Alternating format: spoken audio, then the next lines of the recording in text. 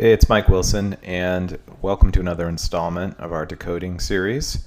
Today we're going to talk broadly and generally about why it might be useful to you to learn the decoding model and some of its concepts, and how it could help you by becoming a toolkit you can use for any type of improvement, whether it's personal, in a company situation, in a business situation, in a group situation. Any of those sorts of areas can be decoded. So let's jump right in, and let's talk about the number one reason why people really might find the decoding model useful, and that is because you were stuck. If you've read the book, you'll know that personally I go through a lot of the areas where I feel like at different times in my life, as you may feel, that you kind of are stuck and you're not sure what exactly you should do to change your situation. And sometimes it's hard to figure out a way to move forward. So different ways that you can be stuck is that maybe you're feeling like you should have had a more clear path to success, or that you aren't fully capitalizing on all your personal talents, all your opportunities, that kind of thing. You're not sure what you should do next, so you're in a situation or a stage of life where you just feel like you're not quite sure exactly how to go about making an improvement.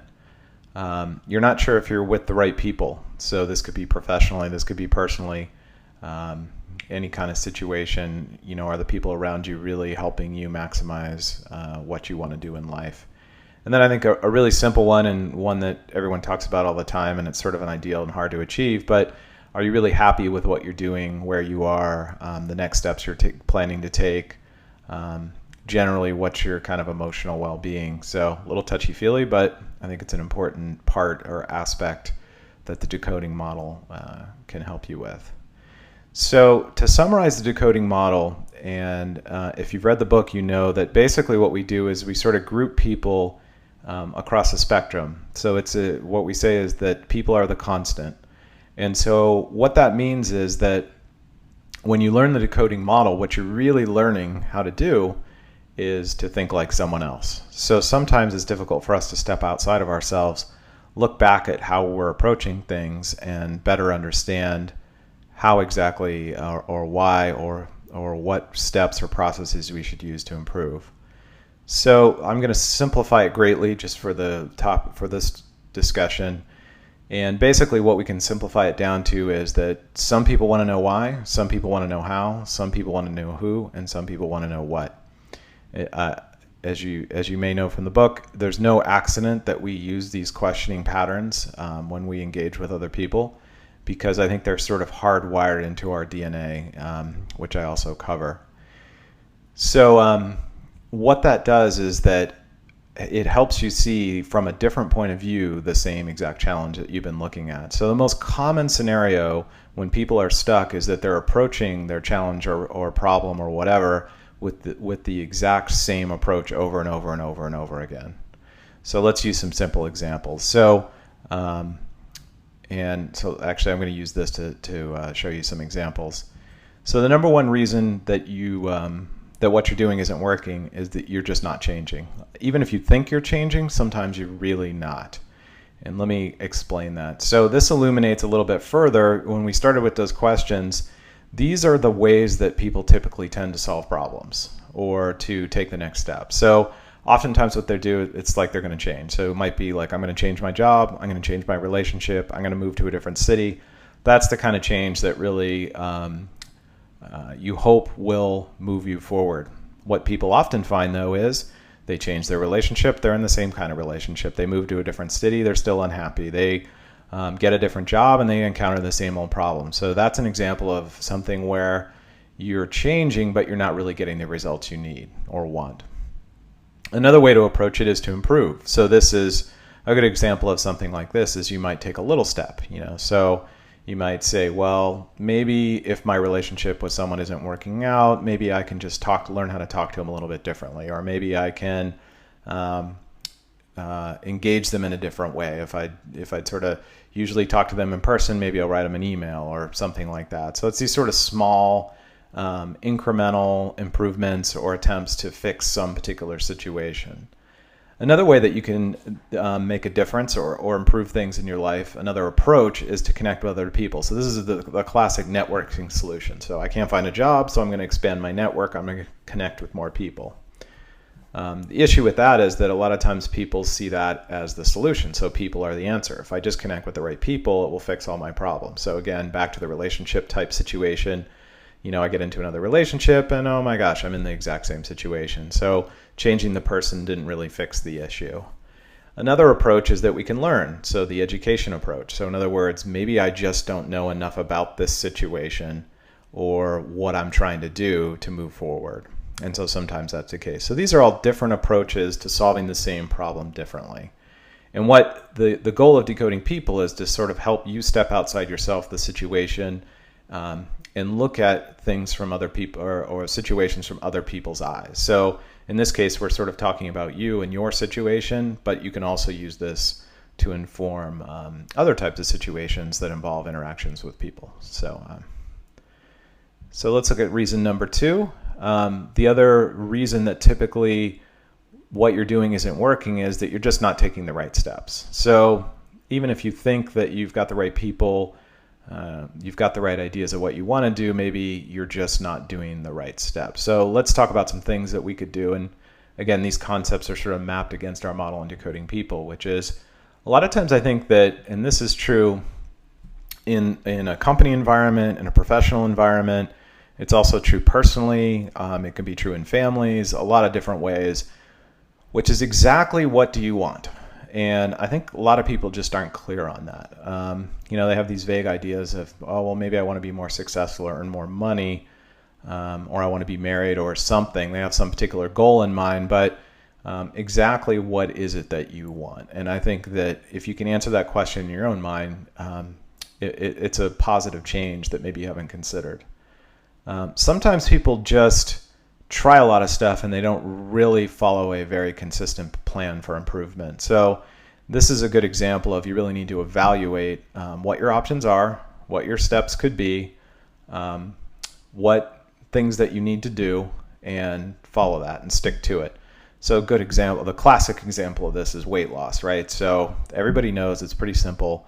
If you want to lose weight, you got to move more and eat less. But the problem is keeping that consistent and doing that over a long enough period of time to affect your health and affect your weight. So that really, any way that you can make that consistency happen, whether it's ordering meals online and having them all shipped to you and walking you through a process, or maybe it's a coaching model where you get a personal trainer, or other people, or you join a group that helps you stay motivated, whatever. These are all strategies for putting together that consistent path.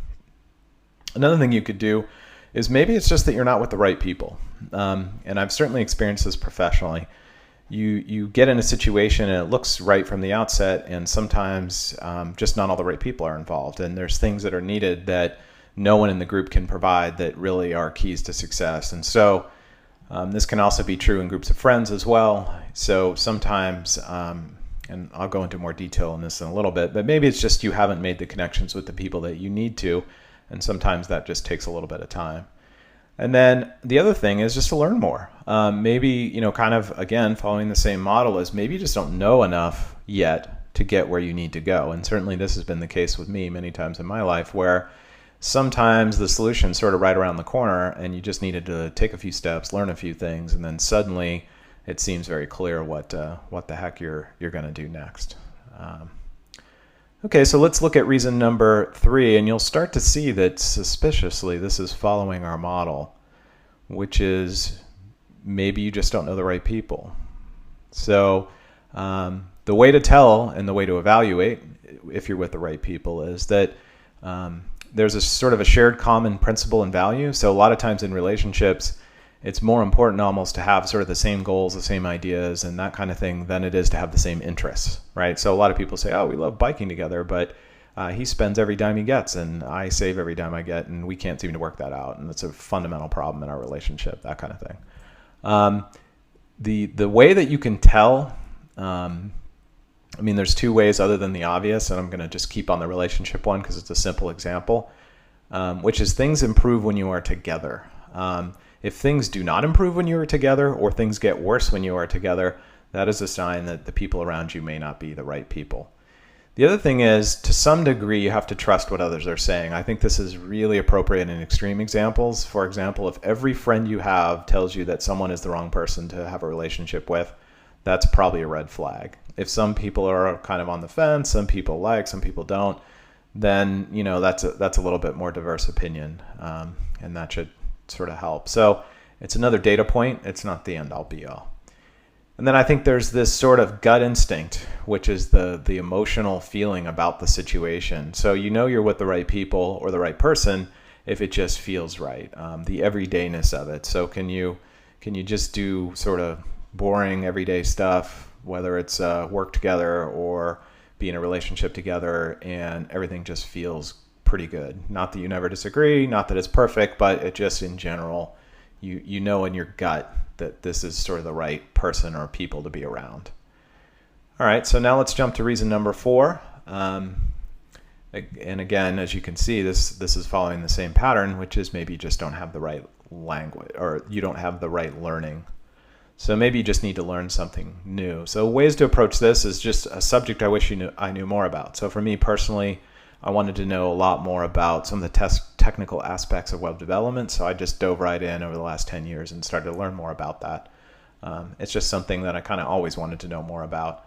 Areas you'd like to learn how to improve in. So, this could be something simple, like, for example, our family wanted a dog, and so we ended up getting a rescue dog, and it was a difficult dog. It was a very excited dog, and so what I took it upon and it was an opportunity. I watched a ton of Cesar Millan episodes, learned all about sort of how people handle dogs, especially Cesar's perspective on it, and now I have a happy family dog that is fun to be around. So it was an enjoyable process, and I can share that knowledge with others. So as I just mentioned with Cesar, sometimes, whether it's not somebody you actually know or a person that you can actually connect with, but it's somebody that you can learn something from, aka Cesar Millan, then maybe that's an approach you should take. So it could be attending a seminar, it could be watching online videos, could be talking to somebody in depth that you found interesting, just about any way that you can connect with somebody and learn from them. Another approach is that you could join some kind of group that shares some kind of common interest. So this is a pretty common one. Simple things like book clubs, teams, sports, whatever. Just getting together with a group and doing something new sometimes can just change your perspective on other things. Another time, professionally, it could be some kind of company or a different group within a division or something like that sort of shakes things up and puts you in a new situation that maybe helps you see things a little bit differently. So to summarize, what decoding people really means is learning how to think like other people think. And so what that helps you do is learn how to give yourself the right advice. So when you kind of use our full spectrum of thought and you look to overcome and find answers, this provides a framework for you to sort of think about what you might want to do, whether it's personal or professional, and approaches you might take. So as usual, all these concepts are covered in more detail in the book Decoding People. It's available on the iTunes bookstore and on the Kindle bookstore. And as I continue to mention, hopefully by the time you're watching this, we will have more tools, tips, other videos, other things to help you out and make you happier and more successful. Thanks so much for your time.